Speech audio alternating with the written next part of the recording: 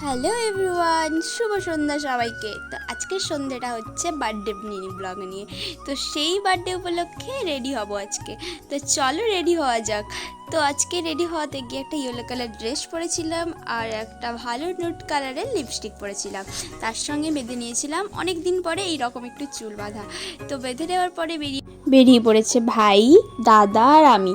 তো আমার সঙ্গে তিনজন যাচ্ছে, মানে আমাকে নিয়ে তিনজন। তো চলো বার্থডে বয়ের বাড়ি যাওয়া যাক।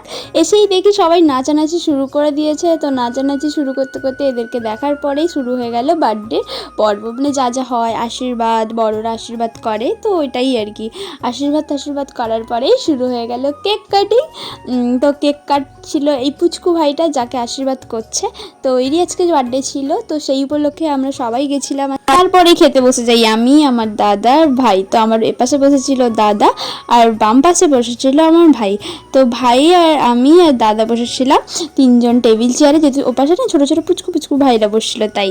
তো খাওয়া দাওয়া শেষ করে বাড়ি চলে আসি। তো এখন টাটা, গুড নাইট।